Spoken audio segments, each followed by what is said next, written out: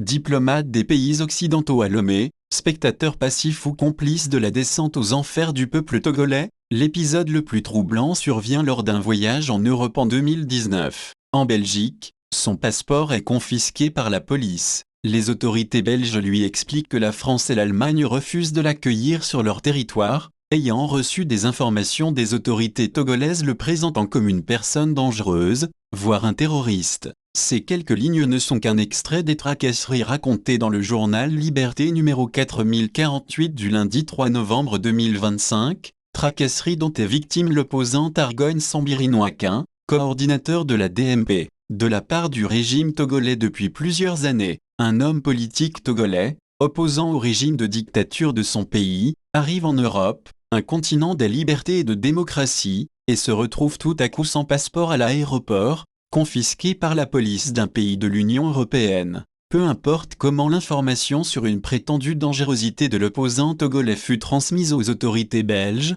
allemandes et françaises avant son arrivée à l'aéroport en Belgique. Ce malheureux incident devrait nous interpeller sur le comportement des représentations étrangères et surtout occidentales au Togo, un pays sous le joug d'une dictature tribalo-familiale depuis plus d'un demi-siècle, car ce sont normalement ces représentations qui devraient informer leurs gouvernements respectifs sur la situation politique dans leur pays de résidence. Quelles informations les gouvernements allemands et français ont-ils de la situation togolaise, venant de leurs représentations, sur la persécution des opposants, par exemple, pour qu'un leader de l'opposition fût interdit de séjour, parce que le régime togolais l'a voulu ainsi, certes, selon la Convention de Vienne sur les relations diplomatiques, adoptée en 1961, un diplomate ne doit pas s'immiscer dans les affaires du pays d'accueil. Oui, la sacro-sainte règle de la non-ingérence. Mais en fouillant sur la toile, nous avons découvert qu'il existe des exceptions au principe de non-ingérence. En effet,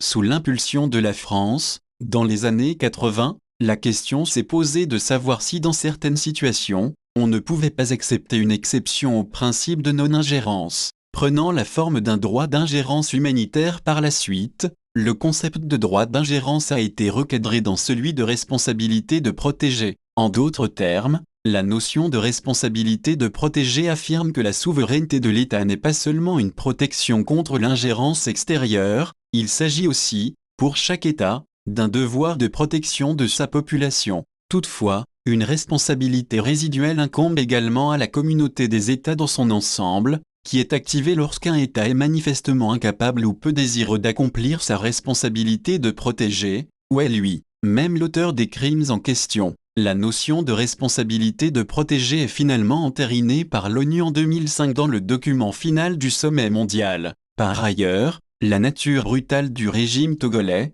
de père en fils, faite de répression de toutes sortes, de détentions arbitraires, de tortures et d'assassinats d'opposants ou supposés tels, est bien connue de toute la communauté internationale. Des jugements, des décisions et des condamnations des instances internationales, comme l'Union européenne ou l'ONU contre le gouvernement togolais, quant à son refus de laisser s'implanter la démocratie, de respecter les droits de l'homme et de libérer les prisonniers politiques, sont légion, et les représentants du groupe des 5 qui comprend l'Allemagne, la France, les USA, l'Union européenne et le PNUD à Lomé ne peuvent pas nous dire qu'ils ne savent de ce qui se passe d'inacceptable dans le domaine de la malgouvernance, de la persécution de l'opposition, de la répression des populations togolaises, de la chasse à l'homme et des détentions arbitraires. L'incident mentionné au début de notre article concernant l'opposant togolais Argogne Sambiri, déclaré indésirable en France et en Allemagne en 2019. Parce que tout simplement le régime togolais de dictature aurait donné des instructions qu'il s'agirait d'un homme dangereux,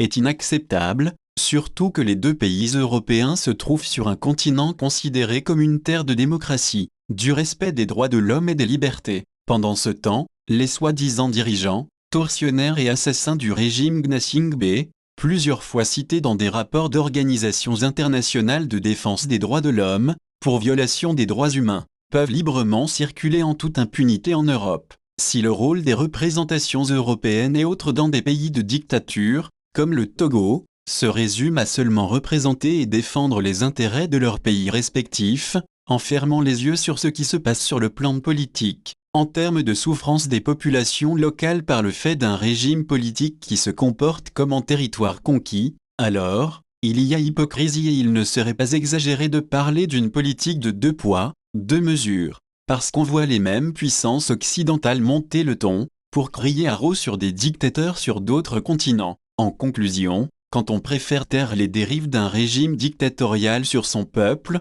comme celui des Gnassingbé au Togo, allant même le caresser dans le sens du poil, en lui faisant plaisir en acceptant de créer des tracasseries à ses opposants en Europe, que devient alors ce vieux et grand continent, supposé terre de liberté, des droits de l'homme, de démocratie et d'asile depuis la fin de la Deuxième Guerre mondiale, depuis 1945, Samari, Tchadjobo.